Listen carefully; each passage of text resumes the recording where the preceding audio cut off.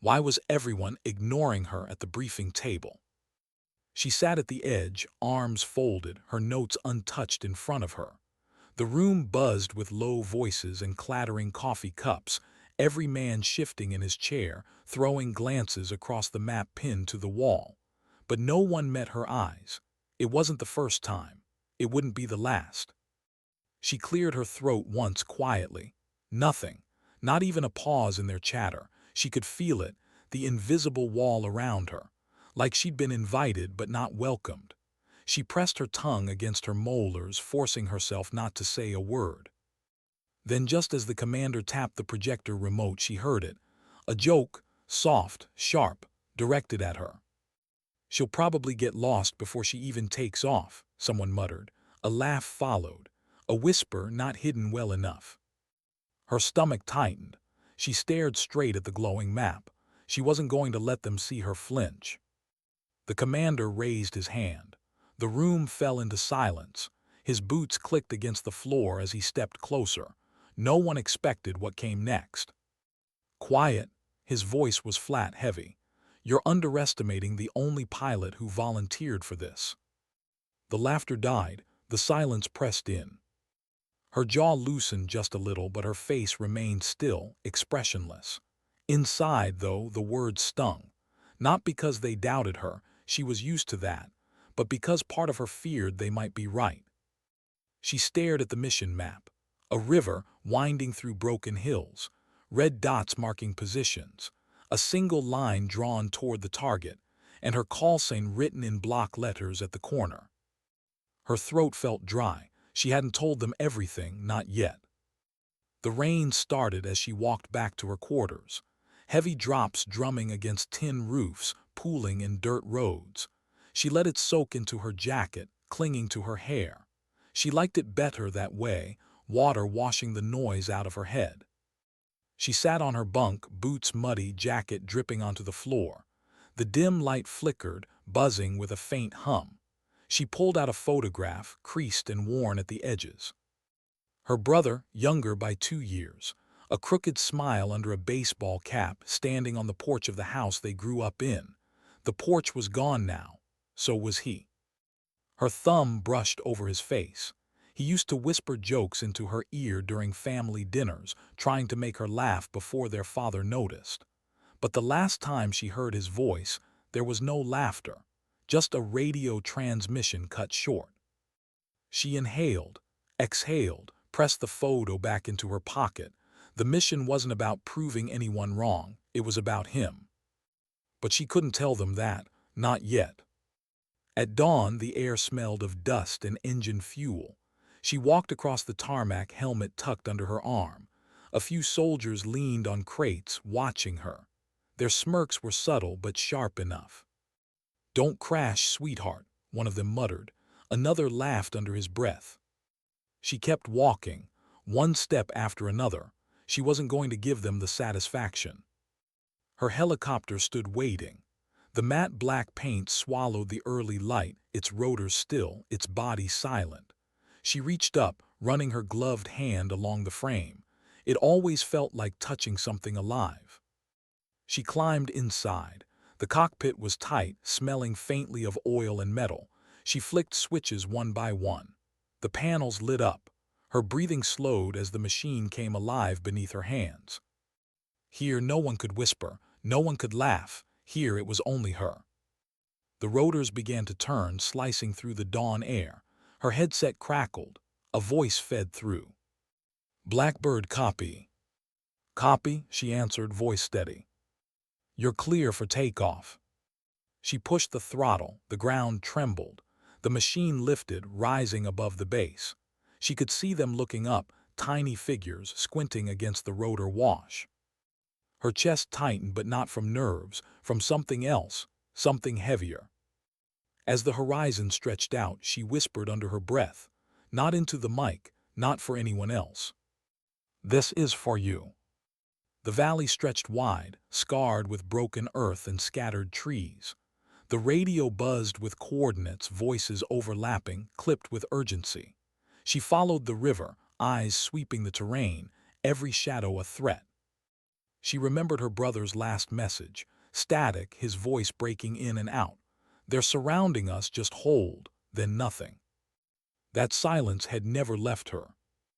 Now, as she flew low over the ridges, her heart beat against it, every thud echoing with questions she couldn't silence. Why hadn't she been there? Why hadn't she been able to do something?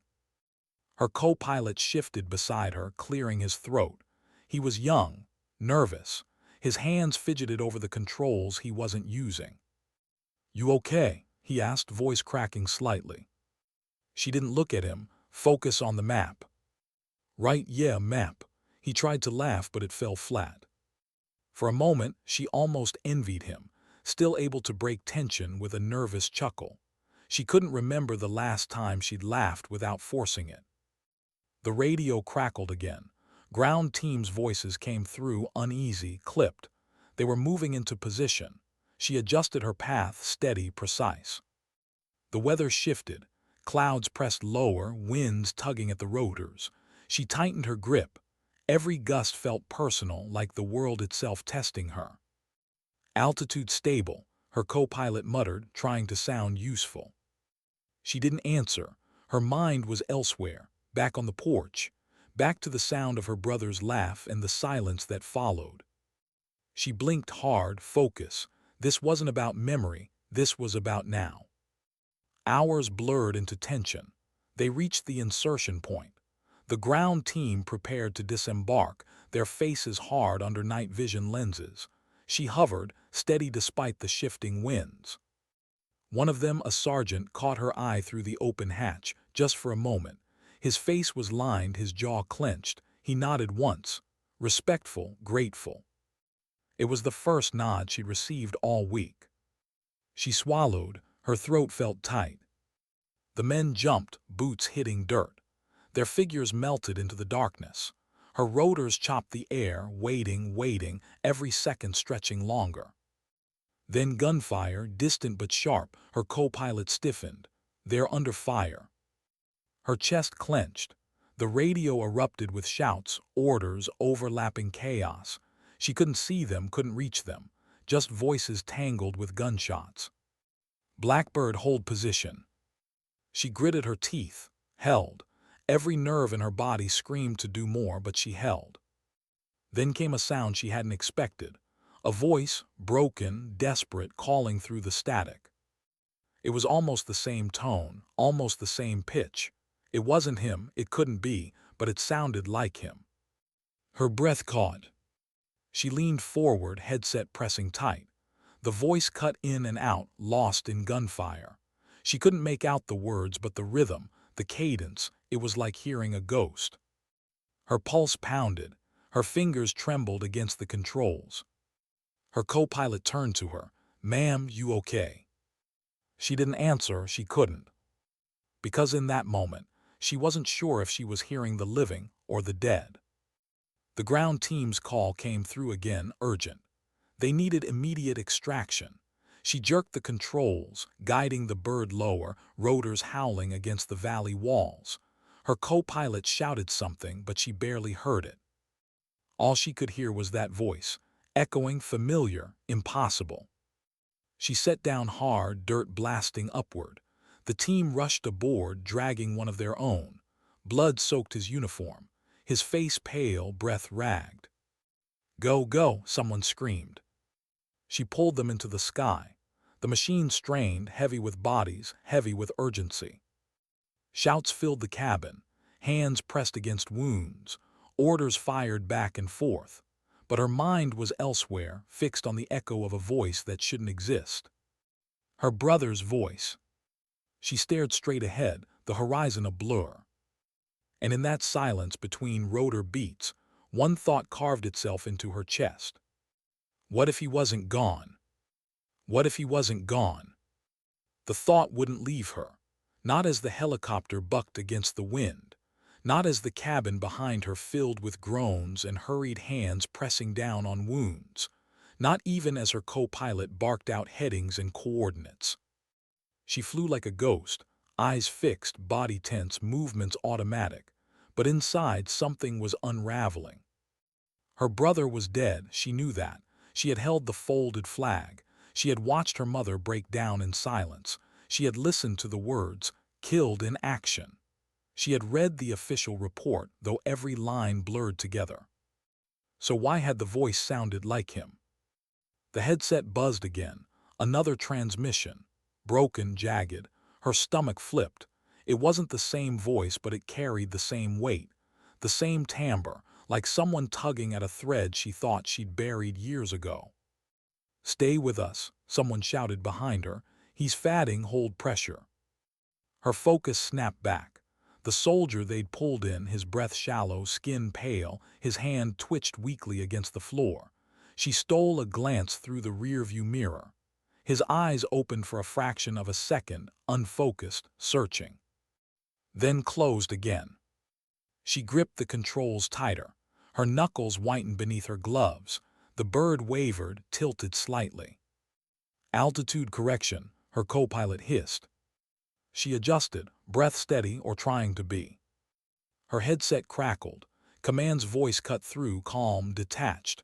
"Blackbird, return to base immediately." Return, as if it were that simple, as if her mind hadn't just cracked open. She obeyed the order, but her chest burned. The base lights glowed like distant fireflies as she descended. Dust and rotor wash swirled, medics rushing forward even before the skids touched dirt. The wounded soldier was pulled out, stretcher bouncing under hurried boots. She powered down, the rotors groaning to silence. Her co-pilot exhaled like he'd been holding his breath the entire flight.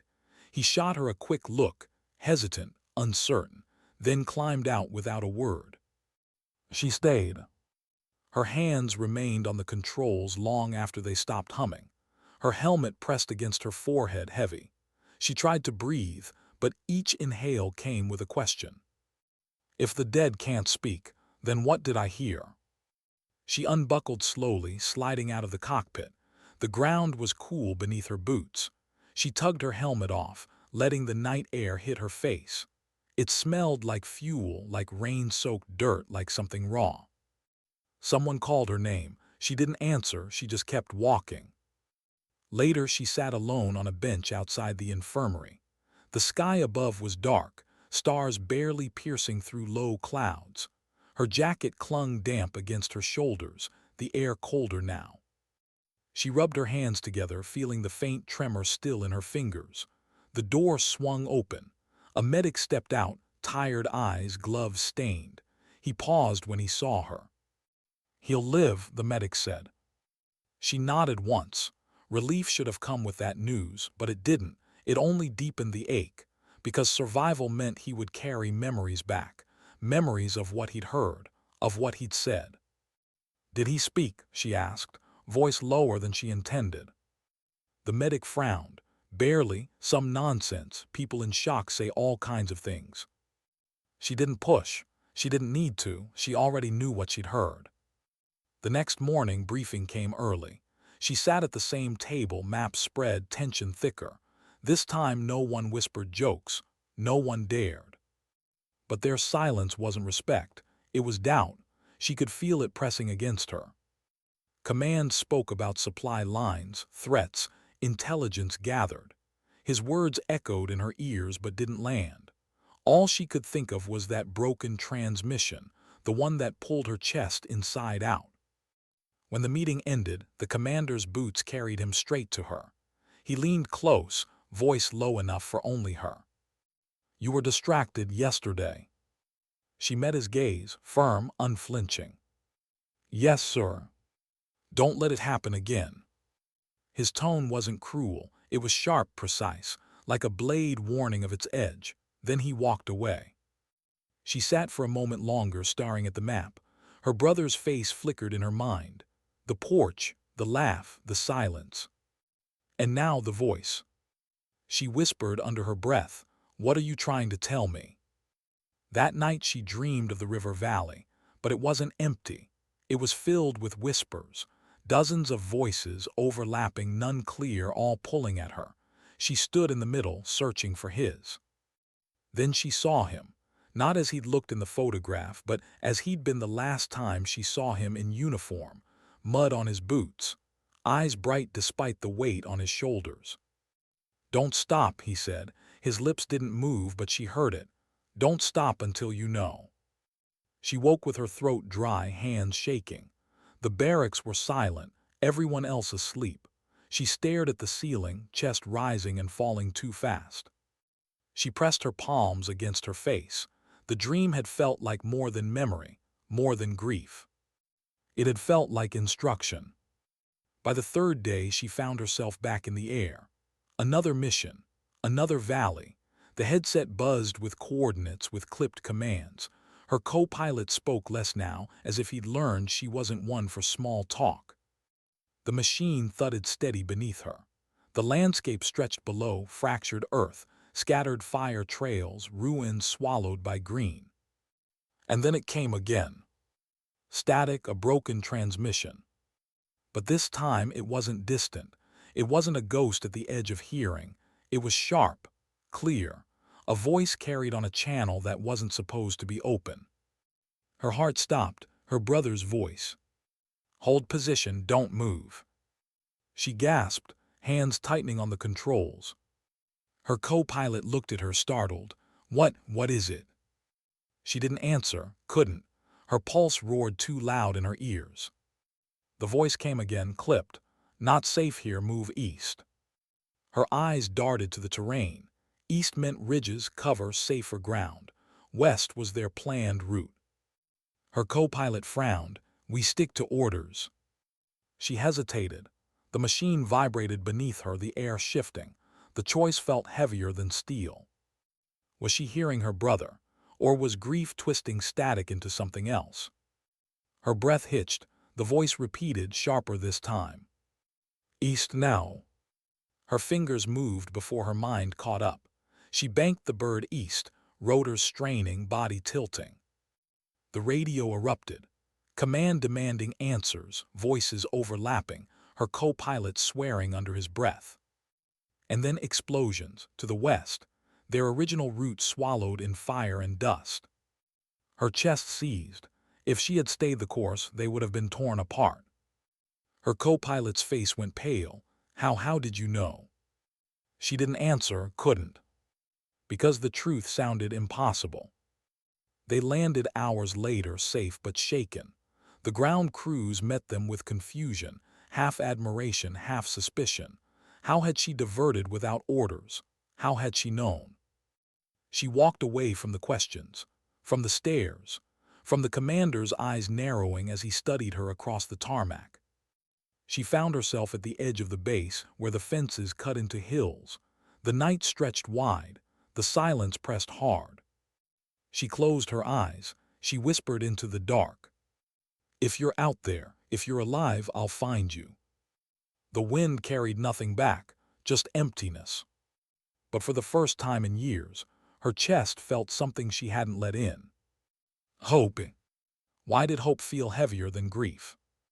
She asked herself that as she stood by the chain-link fence, boots sunk in mud, eyes fixed on the horizon. Grief had been a stone in her chest for years, hard, immovable. She learned to carry it, to build her life around its weight. But hope was restless, shifting. It demanded more. It pulled her forward when she wasn't ready. She turned away from the fence. The base was quiet in the late hours, only a few soldiers moving between barracks. She walked back slowly, her jacket collar pulled tight against the cold air. Her hands wouldn't stop trembling, not from fear, but from the possibility that what she'd heard wasn't madness. Inside her quarters, she sat on the bunk, pulling the photograph from her pocket again. Her brother's smile stared back. She pressed the edge against her palm until it hurt. If he was alive, then what had she buried? What flag had she saluted? And if he was alive, then what was she hearing? Morning arrived with orders. She was summoned before the commander. His office was small, walls lined with maps and black and white photos of operations past. He didn't sit. He stood behind his desk, arms folded, gaze sharp. "You diverted last night," he said, not a question.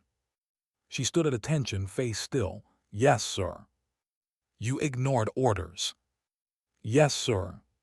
He let the silence drag. The clock ticked on the wall. "You avoided an ambush," he finally said. His voice carried neither praise nor condemnation. "Explain." Her chest tightened. She couldn't tell him the truth, not without sounding insane. "Intuition, sir," she said carefully. He studied her for a long moment, eyes narrowing. Then he nodded once. "Intuition saved lives, but don't let it turn into recklessness. Clear?" "Yes, sir." He dismissed her, but his gaze followed her out. She felt it like a hand pressing between her shoulder blades. They were watching her now. That evening she found herself drawn to the infirmary. The soldier they'd rescued, still recovering, still weak. She hesitated outside his door, the hum of machines leaking through. Finally, she pushed it open. He lay on the bed, skin pale, eyes closed. Tubes fed into his arm. A bandage wrapped his chest. But he stirred when he sensed her presence, eyes opening halfway. "You were the pilot," he rasped. She stepped closer. "Yes." His lips cracked into a faint smile. "You came when I called." Her heart skipped. "Called." He nodded weakly. "Radio," I said, "east." Her breath caught. "It was you," she whispered. He frowned, confusion flashing across his face. "What? No, I did." He trailed off, coughing. She leaned closer. "What did you hear out there?" His eyes drifted unfocused, as if replaying something behind them. "Voices," he whispered. "Voices that weren't ours." Her pulse pounded in her ears. She wanted to press further, but a medic entered, frowning at her presence. She stepped back, nodding once before slipping out. Her chest tightened with every step down the hall. If not him, then who? The next mission came sooner than expected. Another valley, another extraction, but this time the briefing carried an edge. They spoke of possible misinformation, of enemy tactics designed to confuse. "Radio deception," the intelligence officer explained. "They've been using recordings, false transmissions, trying to bait us." Her stomach twisted. Was that all it was? Enemy tricks? But the voice hadn't sounded false. It hadn't felt like deception. It had felt like him. She kept silent. She let the others argue, but inside the conflict burned hotter. Night fell over the valley like a curtain. She flew low, eyes scanning the ridges, every shadow a question mark. The radio buzzed with static, then with clipped calls. She followed the path as ordered. Then it came again. Her brother's voice. "Left ridge, danger." Her grip faltered, her breath caught. The co-pilot glanced at her. "You hear that?" She didn't answer. The voice repeated, clearer this time. "Left ridge, now." Her eyes darted. The left ridge was jagged, broken, hard to navigate. The planned route was open, safer, supposedly. Her co-pilot frowned. "Orders say straight, you going off again." Her mind tore in two. Logic screamed to follow command. But something deeper, buried in her bones, pulled her left. Her brother's laugh echoed in her memory. The porch, the last radio call, the silence. She turned left. Her co-pilot cursed, gripping the console. "You'll get us court-martialed." But then gunfire erupted ahead. The open route flared with tracer rounds, a wall of fire cutting through the dark. If she had stayed the course, they'd be shredded. Her breath shuddered, her hands trembled. The voice had been right, again. When they landed back at base, the commander was waiting. His face unreadable, eyes sharp as glass.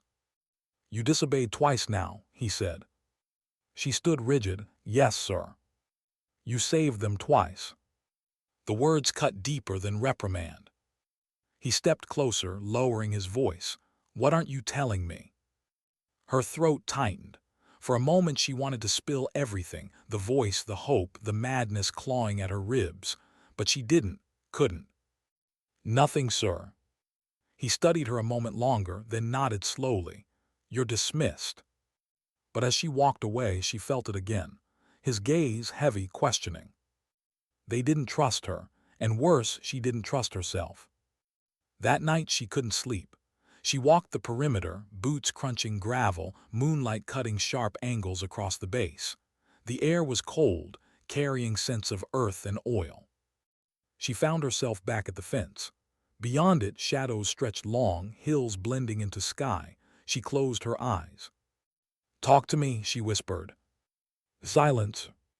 She pressed her forehead against the metal links. Her chest ached. Then faint, almost too faint. His voice. "You're close." Her eyes flew open. Heart pounding, she spun, but the base was quiet, empty, only the wind. But she'd heard it, she knew she had. Her breath came sharp. Hope surged again, wild, uncontrollable. If he was out there, she couldn't wait for proof, couldn't wait for orders. She had to find him. The days that followed blurred with missions, briefings, glances thrown her way. Soldiers whispered when they thought she wasn't listening. Her co-pilot avoided her eyes. The commander's gaze lingered too long. She was unraveling and they saw it. But still the voice came. Not every mission, not every night, but enough. Always warning, always guiding, always saving. And with each one, the question grew louder in her chest. What if the war had lied to her? One evening, as the sun bled orange across the horizon, she sat on her bunk with the photograph in her hand. She traced her brother's smile again, whispering into the silence. "If you're alive, why haven't you come back?" The question hung heavy. Because deep down, another possibility had begun to form, one she hadn't wanted to face. What if he wasn't reaching out to her at all? What if she was reaching for him, and the war was giving her exactly what she wanted to hear? Her breath trembled, tears threatened, but she forced them back. She couldn't break, not here, not now. She tucked the photo away, stood, and straightened her jacket. Her next mission was already waiting. And this time she swore she would find answers, even if it tore her apart. Why did the answers feel closer in silence than in sound? She asked herself that as she sat in the archives room, the low hum of fluorescent lights above, dust dancing in the narrow beams. Rows of metal cabinets lined the walls, their drawers heavy with reports no one read anymore. She shouldn't have been there, not without clearance, but the clerk had left, trusting her when she said she needed to cross-reference mission logs. Soldiers in flight suits weren't usually questioned, at least not until someone had reason to. She flipped a folder open, fingers brushing typewritten pages. Reports of ambushes, failed rescues, names of the missing. She scanned them too fast, eyes burning from the effort of searching. And then she saw it. Her brother's unit, the date, the valley, the official report she'd already read years ago, presumed killed in action. But now she noticed what she hadn't before, a line buried in the middle. No remains recovered. Her pulse kicked hard, her throat tightened. She whispered under her breath, "So you never found him." Her hands trembled against the paper. She shoved it back into the folder, heart hammering. If there was no body, then there was still a chance. The mess hall buzzed with voices that night, spoons clinking against metal trays. She sat alone at the edge, pushing food around without tasting it. A group of soldiers laughed at another table, their backs turned. Her co-pilot slid onto the bench across from her. His tray barely touched before he leaned forward, voice low. "You're hiding something." Her eyes flicked up sharp. He held her gaze. His face was young, but his eyes had grown older since their missions. Lines of sleeplessness, of fear brushed away with forced humor. "Twice now," he continued, "you've diverted. And both times you were right. That's not luck. That's not intuition. So what is it?" She stared at him for a long moment. Her instinct was to push him away, to let him think she was reckless, unstable, anything but honest. But something in his eyes stopped her. He wasn't accusing. He was asking.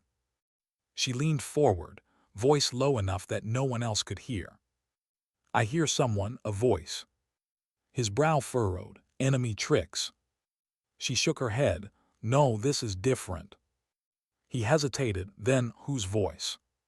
She swallowed hard. My brother. The words landed between them like a dropped weapon, heavy, dangerous. He leaned back, disbelief flickering across his face. Then he saw her expression, flat, serious, unflinching. His jaw tightened. You know how that sounds? Yes. You think he's alive? I don't know. Silence stretched. Then he pushed his tray aside, leaning closer again. Then we find out. Her chest tightened. She hadn't expected that.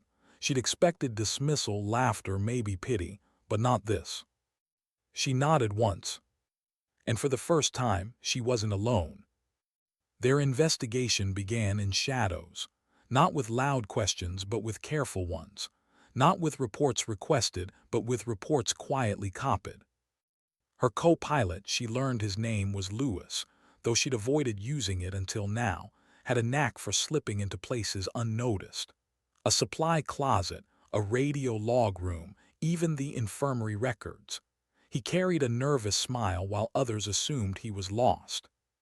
Together they pieced fragments. Her brother's last known coordinates didn't match the official map. The times didn't align. A gap of hours existed between the last call and the presumed report. Someone had closed the file too fast. And someone wanted it to stay closed. One evening, Lewis found her near the hangar, a folded paper in his hand. His voice was hushed, urgent. I pulled a signal log from that night, the night your brother's unit disappeared.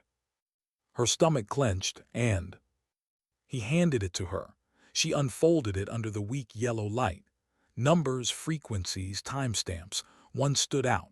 A transmission recorded hours after her brother was marked lost. Unidentified, untraced. Her hands shook. It could be him. Or a trick, Lewis said carefully. She pressed the paper against her chest. I need to hear it. He hesitated. It's not that simple. Files like this, if we push, command will know we're digging. Her eyes hardened. Then we don't push, we take. His lips parted, then pressed shut. He looked at her for a long moment before finally nodding. The night they broke into the comms tent, the air was thick with dust and silence. She crouched low, Lewis at her side, his nervous breaths too loud in her ears. The tent flap opened with a whisper. Inside, equipment hummed softly, screens casting pale blue light. Rows of tapes lined the shelves, old recordings stored like forgotten ghosts. They searched quickly, fingers brushing over dates. Her hands stopped when she found it, the night, the hour, the valley. Her chest tightened as she slipped the tape free. Lewis kept watch at the entrance, shifting nervously from boot to boot. She slid the tape into the player, headphones crackling. Her heart pounded as she pressed play. Static, then faint, broken. Her brother's voice. Not safe, hold, they're moving east. Her breath hitched, tears threatened, but she held them back. It was him, it was really him. She yanked the headphones off, clutching the tape. We need to get this out. But before Lewis could respond, a voice cut the air behind them. What are you doing? Her blood ran cold. The commander stood in the entrance, face shadowed, eyes unreadable. The silence that followed was heavier than any explosion.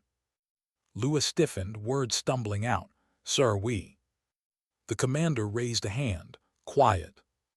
He stepped forward, boots crunching against the ground, his eyes fixed on the tape in her hand. You think you're the first to hear it. His voice was calm, too calm. Her chest tightened. You knew. His gaze lingered on her, then drifted to the shelves. War doesn't give back the dead. It only gives echoes, and sometimes those echoes kill more than silence ever could. Her grip on the tape tightened. Is he alive? The commander didn't answer. He just looked at her, long, steady, piercing. Then he turned away. Return to your quarters, both of you.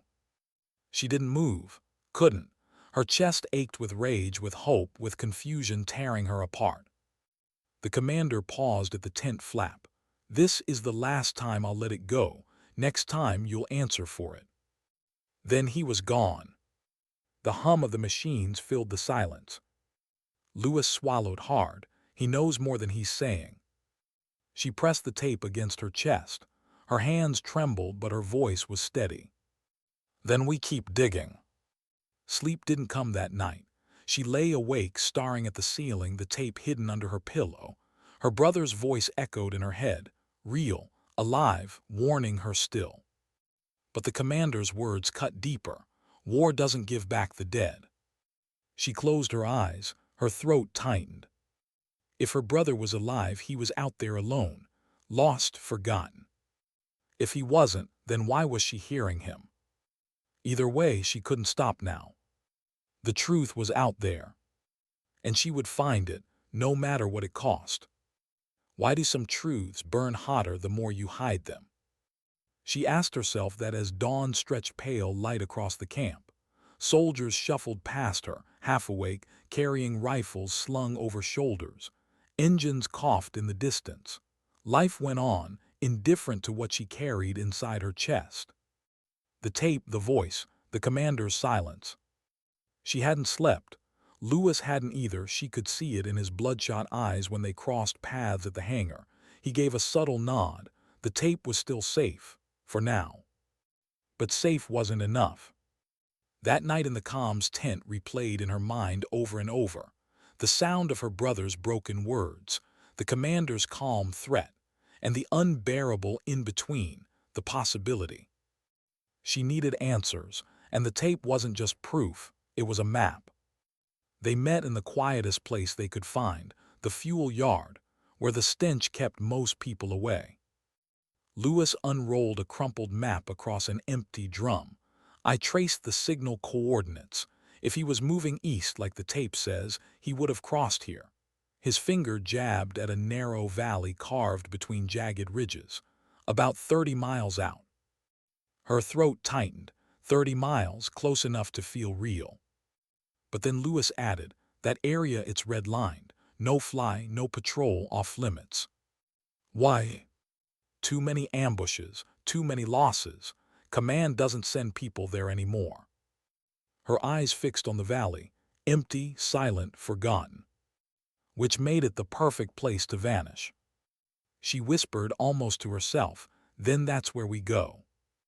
Lewis looked at her like she just said something insane. You realize what that means? Unauthorized flight, unauthorized mission, if they catch us. They won't. And if they do? She met his eyes. Her voice was steady, but her chest ached. Then it's on me, not you. For a moment, silence stretched between them, heavy with risk. Then he sighed, rubbing a hand down his face. Damn it, he muttered. I knew you were going to say that. The plan took shape slowly, dangerously. Borrowed fuel drums marked as routine transfer. A maintenance log altered by Lewis's quick, nervous handwriting. A flight schedule shifted just enough that no one noticed, at least not right away. And the aircraft itself, their bird, the one she trusted like no other. She walked the length of it that evening, palm brushing its side. Metal skin cool beneath her touch, the smell of oil and dust. She whispered as though to the machine itself, just one more time, take me there. Her chest tightened with something that wasn't just duty, it was memory. She remembered flying with her brother in the back, his laugh too loud over the headset. He teased her mercilessly, even as she gritted her teeth, determined to prove herself. And now his voice had returned. Not as laughter, but as a plea. The night they left, the sky was a deep indigo, stars sharp as broken glass. Engines roared to life under their hands, the vibrations climbing through her bones. Lewis sat beside her, tension written across every movement. This is crazy, he muttered, strapping in. Yes. And you're sure he's out there? She paused, then, I'm sure I have to know. The bird lifted, blades slicing the dark. The camp fell away beneath them, lights shrinking to pinpricks. Ahead, the valley stretched black and endless. Her hands gripped the controls tighter than usual. Every sound seemed louder, the thump of rotors, the whine of hydraulics, even her own breathing. As they crossed into red-lined airspace, her chest ached with fear, not of the enemy, not even of death, but of being wrong, of chasing a ghost. They reached the valley near midnight. Shadows swallowed everything, ridges rising like jagged teeth. Lewis scanned the dark through night vision goggles, voice tense. Nothing, no movement, no heat signatures. She banked lower, the bird hugging the ground. Dust swirled in the searchlight beam. Rocks, dry riverbeds, silence. Her heart pounded. She wanted to hear it again, the voice, the faint signal, anything. But the radio stayed quiet. And then, a flicker. Lewis sat up straighter. Wait, left ridge, do you see that? She turned the beam. A glint barely there, metal reflecting back. She pulled closer, heart hammering, and then she saw it. Wreckage. Not new, old, rusted, half buried in rockslide. Lewis cursed under his breath. That's his unit's convoy. Her throat closed. She could see it. The twisted metal, scorched edges, a vehicle flipped on its side. Years of sun had bleached the paint, but the insignia still showed faintly. It was them. She hovered above the site, chest aching. This was where they'd fallen. This was the graveyard command had left behind. But something didn't fit. She lowered the bird onto a flat patch nearby. The skids hit ground with a jolt. Engines wound down to a steady hum. They stepped into silence, boots crunching over rock. The wreck smelled of rust and dust, not fire anymore. She ran her fingers over the metal, heart heavy. Her brother had been here. But where was he now? They searched the wreck for hours. Empty ammo boxes, shattered radios, burnt-out seats, but no remains, not a single body. Lewis crouched near a scorched door frame, flashlight beam cutting the dark. His voice was hushed, shaken. They didn't die here. Her chest tightened. Then where did they go? A pause. Then his beam shifted, catching something half buried in dirt, a scrap of cloth. He picked it up, hands trembling. A sleeve, faded, torn, but still carrying the unit patch. Her brother's unit. She pressed it against her palm, fighting the sting in her eyes. It wasn't proof of life, but it wasn't death either. It was absence, and absence meant questions. Too many questions. The sound came sudden, sharp, a crack in the distance, then another. Gunfire. She froze, instincts roaring. Lewis spun, scanning the ridges. Shadows shifted. Rocks crumbled. Figures moved in the dark. Ambush, he shouted. They ran, boots pounding toward the bird. Bullets sparked off stone around them. She felt the air split beside her cheek, heat rushing past. Her lungs burned, legs screaming. The wreckage site wasn't abandoned after all. It was bait. They dove into the bird, doors slamming shut. Lewis swung into the gunner's seat, hands frantic. Go, go, go. She yanked the controls, engines screaming as the skids lifted. Bullets raked the side, metal sparking. The valley spun beneath them as they climbed. Lewis fired back, tracers ripping the dark. Shadows scattered, muzzle flashes sparking along the ridge. Her chest pounded, sweat stinging her eyes. They had to climb higher out of range. But the valley walls closed in, jagged and merciless. She banked hard, rotors groaning. Lewis cursed, firing in short bursts. And then silence. The gunfire stopped. The ridges fell still. She held the climb steady, heart thundering. They broke free above the valley, stars spreading wide overhead. Lewis panted, chest heaving, his voice cracked. They knew we'd come. She said nothing. Her eyes stayed fixed on the valley below. Because he was right. Someone had wanted them there. Someone had left the wreck untouched. Someone knew she wouldn't stop searching. And now they knew she was close. Back at base, dawn broke pale and merciless. They landed in silence, skids screeching against the pad. Lewis killed the gun systems. She shut down the engines. The bird hissed to silence. Neither moved for a long moment. Finally, Lewis whispered, "We should burn the tape, pretend none of this happened."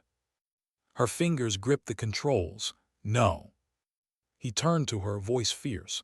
If command finds out. They already know. His words caught. He saw it in her face. The commander's warning, the calm threat, the way the valley had been waiting for them. Her voice was quiet, steady. They're trying to bury something, and I'm not letting them. Lewis swallowed hard, then leaned back, covering his face with his hands. She stared out the cockpit window, chest aching. The sun climbed higher, light spilling across the base. Soldiers moved below, laughing, shouting, oblivious. But inside her, silence pressed heavy.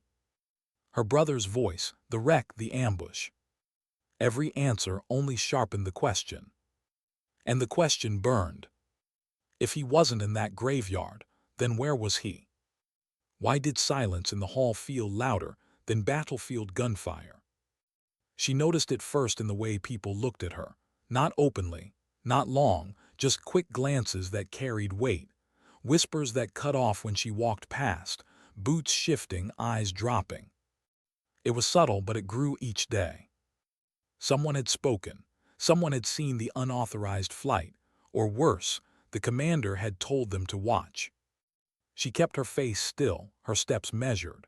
But inside, her chest ached with unease. She and Lewis were no longer invisible. In the hangar, she checked the bird alone. The mechanics were gone for lunch.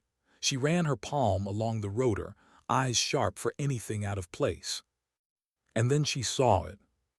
A small cut in the hydraulic line, not deep enough to ground the aircraft, but deep enough that, under strain, it could fail.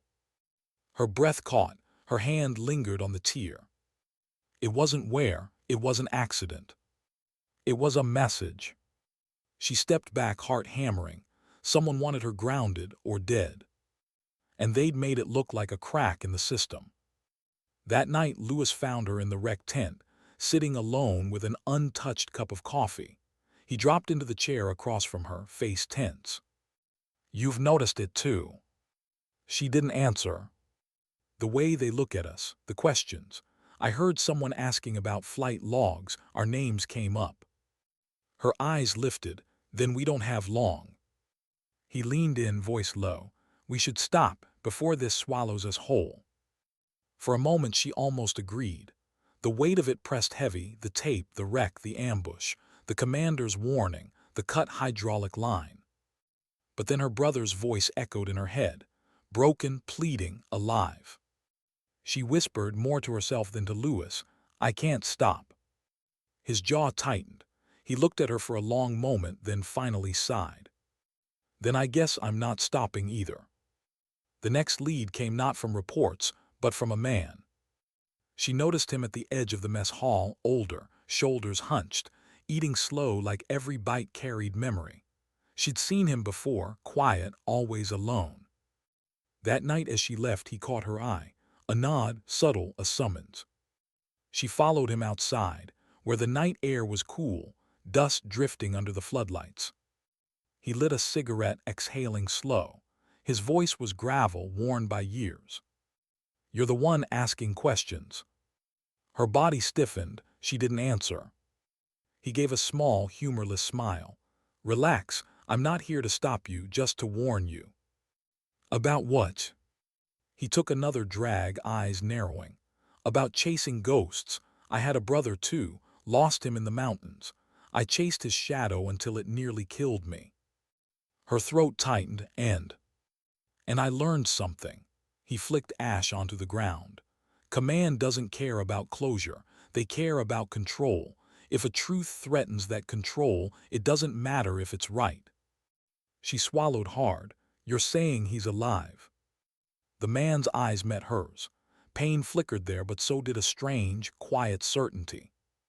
I'm saying if you've heard his voice, then you won't rest until you find it again. And that'll put a target on your back bigger than the enemy ever could. Her chest ached. His words felt too close to the fear she hadn't spoken aloud.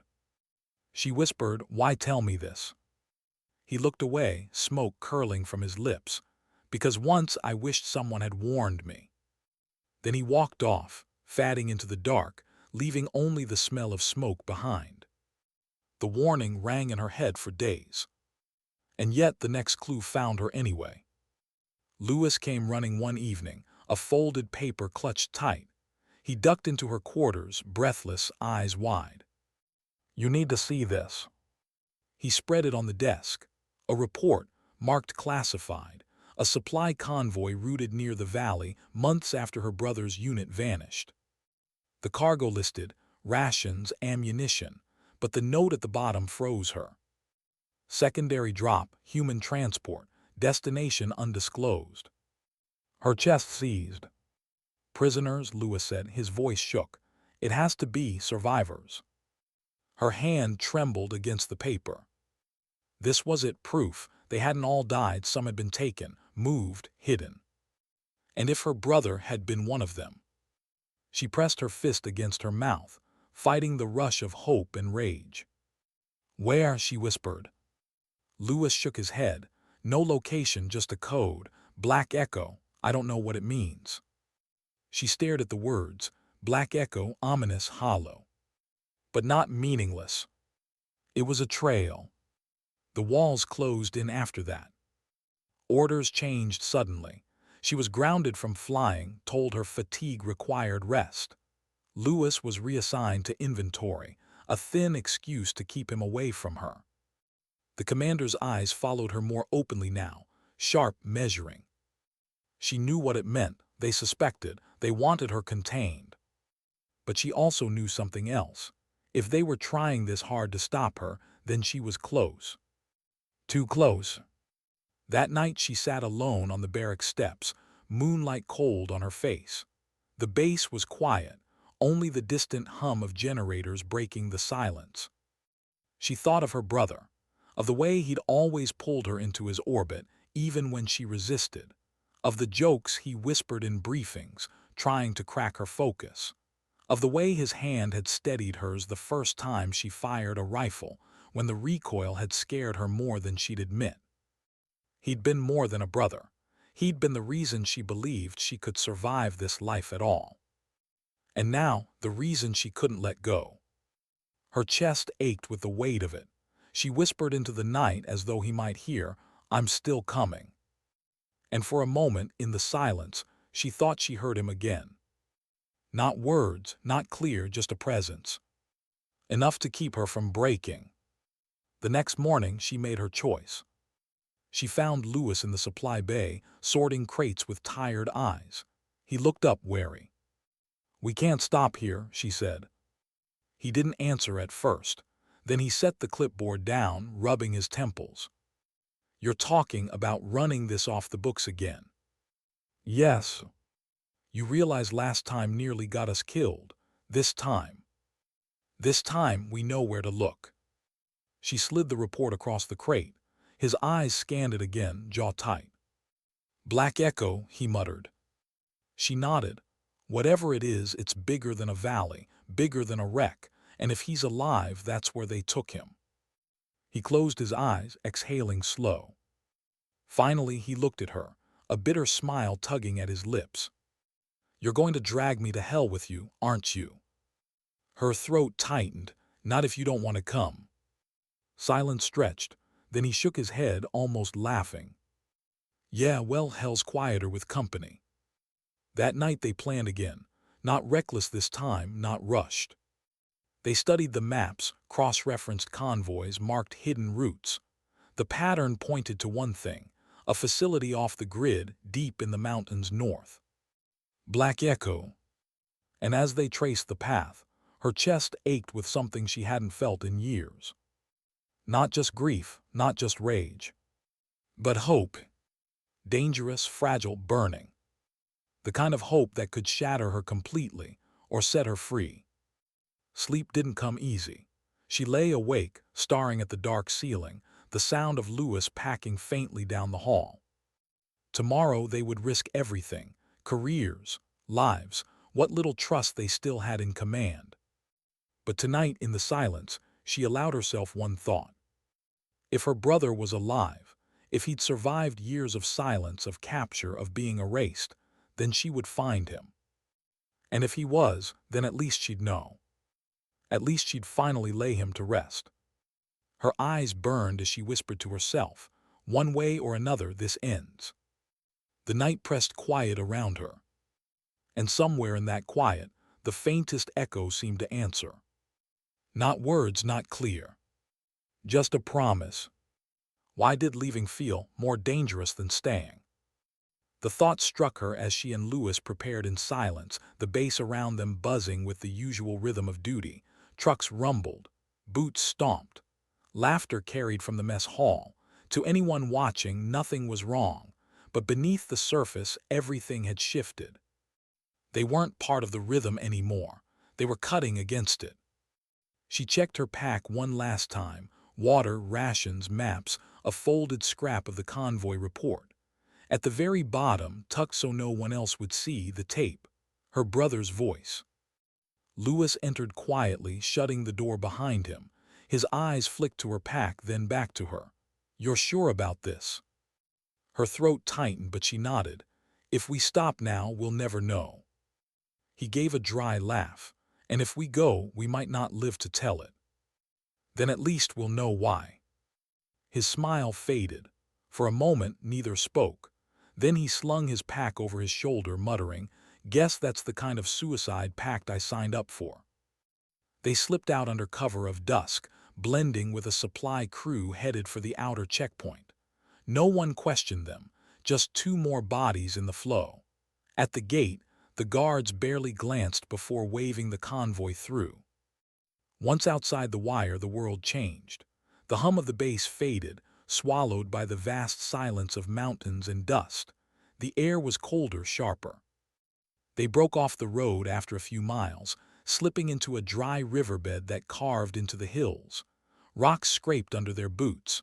Their breath fogged faint in the cooling air. The map said north, toward the ridges, toward the place no one wanted to name. Toward Black Echo. Hours passed. The moon rose high, silver light painting jagged shadows. Their pace slowed, every sound magnified. A pebble rolling, a branch snapping, the whisper of wind through stone. Lewis finally broke the silence. His voice was quiet, thoughtful.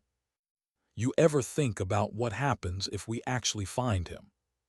Her chest clenched. She hadn't let herself imagine it fully. Not really. "Yes," she whispered. "And—" She hesitated, then, "and I don't know if I'd forgive him." Lewis frowned. "Forgive him?" She kept walking, eyes fixed ahead. "For leaving me, for letting me think he was gone, for making me carry this alone." Her voice cracked just slightly, even if it wasn't his choice. Lewis was silent for a while. Then he said softly, "Sounds like you don't need forgiveness. You need him back." She blinked hard against the sting in her eyes.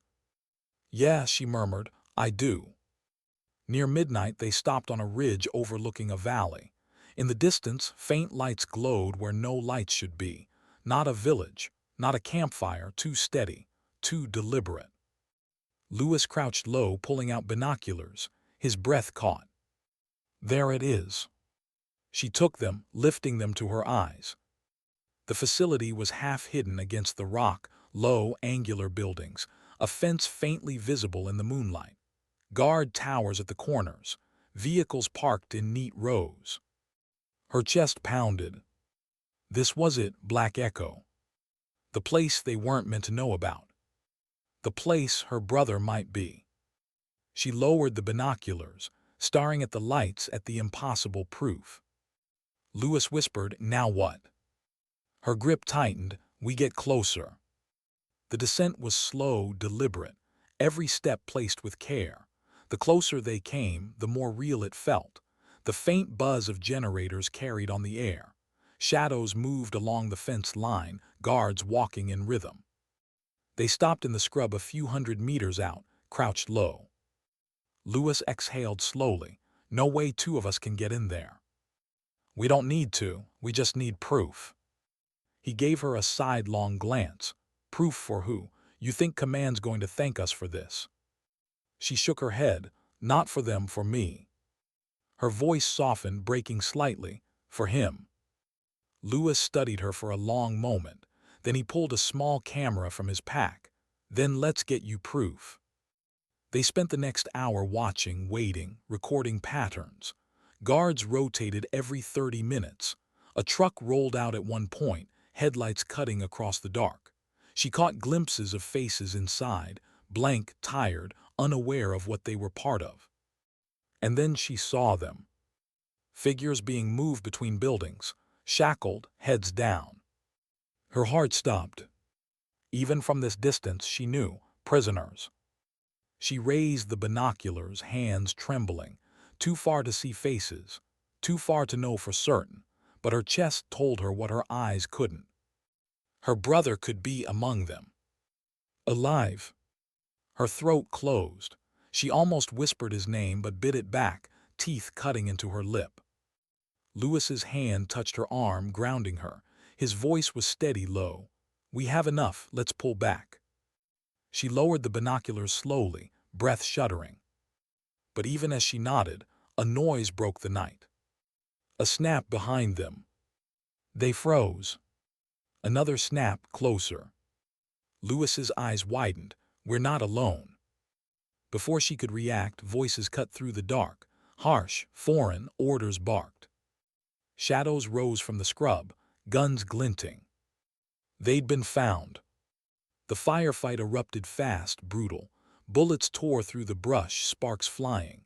She hit the ground, returning fire, heart pounding. Lewis shouted, dragging her toward cover. But there were too many, too close. A flare hissed into the sky, bathing the valley in white light. The facility below stirred, guards shouting, alarms wailing. Her chest clenched, their cover was gone. "Move," Lewis shouted, firing blind. They sprinted for the ridge, lungs burning. Bullets chewed the dirt at their heels. She fired back, glimpsing figures dropping but more surged. They reached the rocks, diving behind boulders. Lewis cursed, reloading. His face was pale, sweat cutting lines through dust. "This is bad," he gasped. She pressed her back to stone, chest heaving. Her eyes flicked to the facility below. The alarm still echoed. Lights blazed. Prisoners shoved inside, guards rushing to arms. Black Echo was awake now. And so was its secret. They fought their way up the ridge, step by brutal step. Every round fired felt like the last. Every breath burned. At one point, Lewis stumbled, a bullet grazing his shoulder. He fell hard, groaning. She dragged him up, arm around him, her own muscles screaming. "Keep moving," she shouted, voice raw. They burst over the crest, the valley falling away behind. The gunfire slowed, distant now, but it wasn't over. Lewis collapsed against a rock, clutching his bleeding shoulder.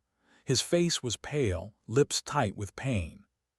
She ripped a bandage from her pack, pressing it hard. Blood soaked through fast. His eyes met hers, fierce even through the pain. "You got what you wanted, proof. Prisoners, you saw them." Her throat tightened. She nodded, tears burning. "And now," he rasped, "we run, before that proof kills us both." They staggered through the night, moving until their legs gave out. At dawn, they collapsed in a ravine, hidden by stone. She sat beside him, both of them breathing ragged. The sun rose, light cutting across the barren land. Her pack sat heavy beside her. Inside, the tape, the map, the camera, the truth. She pulled the camera out, staring at the frozen images. Grainy, distant, but clear enough. Prisoners shackled alive. Her chest broke open with both hope and horror. It wasn't over, not yet. She whispered more to herself than to Lewis, "He's there, I know it." Lewis's head leaned back against the rock, eyes closed, face pale with blood loss. His voice was weak but steady. "Then you better decide fast. Do you try to save him, or survive long enough to tell the world he's alive?" Her hands shook, her throat ached. Because she knew he was right. And she didn't know the answer. Not yet. The sun climbed higher, casting the ravine in harsh light. She closed her eyes, clutching the camera tight. Her brother's voice echoed in her head again. Not clear, not whole, just broken words carried across time. "Not safe, hold, east." Her heart pounded. She whispered back into the silence, "I'm coming." The wind shifted, carrying dust across her face. And somewhere beyond the ridges, Black Echo waited. Alive with secrets. Alive with her brother. Alive with the danger that now knew her name. What do you do when proof weighs heavier than survival? The question pressed on her chest as the sun burned higher over the ravine. Heat shimmered. The rocks glowed red. Every muscle in her body screamed for rest, but her mind wouldn't stop. The camera sat in her lap, heavy as a confession. Beside her, Lewis drifted in and out of consciousness. His face was pale, lips cracked, uniform soaked in sweat and blood. He didn't complain. He didn't need to. Every shallow breath said enough. She pressed the bandage tighter on his shoulder, whispering, "Hold on." His eyes flickered open, tired but still sharp. "You're not really thinking about going back down there, are you?" Her jaw tightened. She didn't answer. He gave a weak laugh that turned into a cough. "Of course you are." She looked away, staring at the ridges that hid Black Echo. Somewhere behind those walls, men were chained, beaten, silenced. Somewhere in that void, her brother could be waiting, alive. Her throat ached with the weight of it. Lewis's voice came again, low, urgent. "If you go back, neither of us makes it out. And if we die here, what's the point?" She clenched her fists around the camera, eyes stinging. "The point is he's alive." Silence stretched. The wind shifted, carrying grit across her face. Finally, Lewis spoke again. "And if you're wrong?" She closed her eyes. Her chest broke open with the question. Because what if she was? What if she dragged them both into this madness, for nothing more than shadows and hope? Hours bled together. The day grew hotter. She rationed water between them, small sips. Her body ached with fatigue, but her mind refused to rest. Memories clawed back. Childhood laughter with her brother in the fields behind their house. The way he'd shield her from bullies. The last letter he'd written before his deployment, ink smudged from a hurried hand. And the silence after. The silence that had broken her. Now here silence pressed again, but it wasn't empty. It pulsed with possibility, with danger, with choice. She pulled the tape from her pack, pressing it into the recorder. The hiss of static filled the air. Her brother's broken words again, faint, worn, but there. "Not safe, hold, east." Her chest tightened. She rewound it, played it again, as if repetition might reveal more. Lewis stirred, eyes opening halfway. "You're going to wear that thing out." She wiped at her face quickly, pretending it was sweat. "It's all I have." He studied her for a moment, then closed his eyes again. His voice came soft, almost a whisper. "Sometimes, having something isn't the same as having him." Her throat caught. She wanted to argue, but no words came. By nightfall, Lewis's condition worsened. Fever burned his skin. His breaths grew shallow, uneven. She worked frantically, cleaning the wound, cooling his forehead, whispering encouragement, but she wasn't a medic. The truth sank heavy. If they didn't get help soon, she'd lose him. And yet, beyond the ridges, her brother might still breathe. Her heart tore in two directions. Lewis's hand caught hers, surprisingly strong. His eyes locked on hers, fierce despite the fever. "Listen to me, you have proof now. People need to see it. If you throw yourself at that place, they'll bury the truth with you. You know it." Her lip trembled. She wanted to shout, to deny it, to say she could save them both.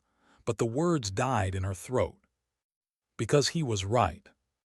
If she fell into Black Echo, no one would ever know. Her brother's ghost would stay hidden forever. And all the sacrifices, theirs, hers, his, would mean nothing. She rose in the darkness, packing the ravine like a caged animal. Her boots crunched against stone. The moon cast long shadows. Every sound felt too loud, too final. Her mind spiraled with questions. Could she live with herself if she walked away? Could she live with herself if she did? She pressed her hands to her face, whispering into the night, "What am I supposed to do?" The silence answered only with wind. But in her heart, she heard her brother's voice again. Not from the tape, not from memory, but from the years before. "Stay steady, kid. When the shot matters, breathe." Her breath shuddered out. She lifted her head, staring at the horizon. The shot mattered now. And maybe it wasn't about pulling a trigger. Maybe it was about making the one choice that carried weight beyond herself. At dawn, she made her decision. She packed what little water they had, secured the camera deep in her bag and slung it over her shoulders. She adjusted Lewis's bandage, whispering, "We're getting out. Together." He tried to protest, but his strength was gone. She lifted him onto her shoulder, her legs trembling under his weight, and began the climb. Every step was agony, her muscles screamed, her lungs burned. Sweat blinded her eyes, but she pushed. Up ridges, through gullies, across jagged stone. She moved like a machine, one step at a time, her mind chanting a single mantra. Not safe, hold east. It wasn't a warning anymore, it was a compass, a direction to live by. Hold east. East meant home, east meant survival, east meant someone would know the truth. She carried Lewis, she carried the proof, and somewhere inside her she carried her brother's hope. They stumbled upon a shepherd's hut by late afternoon. The old man inside startled at the sight of them, but she dropped her weapon, raised her hands, and begged with eyes more than words. The man gave water, food, a place to rest. She collapsed half-conscious, Lewis cradled at her side. When she woke hours later, soldiers stood at the door. Not enemies, allies, called by the shepherd's radio. Relief crashed over her, dizzying. But as they lifted Lewis onto a stretcher and reached for her pack, her grip tightened. "No," she rasped, clutching it to her chest. "This comes with me." The soldier frowned but nodded. Because even half-dead, even broken, she knew the weight of what she carried. Back at base, chaos erupted the moment her camera was opened. Officers scrambled, reports whispered, orders flew. She sat in the corner, bandaged and silent, watching. Lewis lay nearby, pale but alive. Medics worked over him, voices calm, steady. He'd make it. Her eyes burned. She should have felt relief, triumph, vindication, but all she felt was hollow. Because her brother wasn't there. Not yet. But he was alive. She knew it now, not with her eyes, not with proof, but with the kind of faith carved deep enough to wound. She whispered into her folded hands, "Hold on, I'm not done." Days later they called her in. A dim office, 2 officers behind a desk, the air heavy. They asked questions, pressed for details, demanded clarity she couldn't always give. But when they showed her stills from her own footage, she leaned forward, finger trembling, voice raw. "There's him back row, head down." Her throat closed. "That's my brother." The officers exchanged a look. One cleared his throat. "We'll review further, nothing confirmed yet." She stared at them, heart breaking with their caution, their measured words. But deep inside, nothing could shake her certainty. She rose, silent, and left the room. That night, alone in her bunk, she played the tape one last time. Her brother's voice, cracked, broken. "Not safe, hold east." Her eyes closed, tears slid free. He wasn't gone, not yet. She pressed the recorder to her chest, whispering into the silence. "I'll find you, even if I have to break the world open to do it." Her voice steadied, low and fierce. "Hold, just hold." The story didn't end with explosions, or medals, or flags. It ended with silence, with a woman sitting in the dark, clutching proof the world didn't want to see, with the weight of sacrifice pressing into her bones. She didn't know if she'd ever see her brother again. She didn't know if command would act. She didn't know if the truth would ever breathe free. But she knew this. Sometimes dignity doesn't speak. It simply acts. And she would act. Until the silence broke.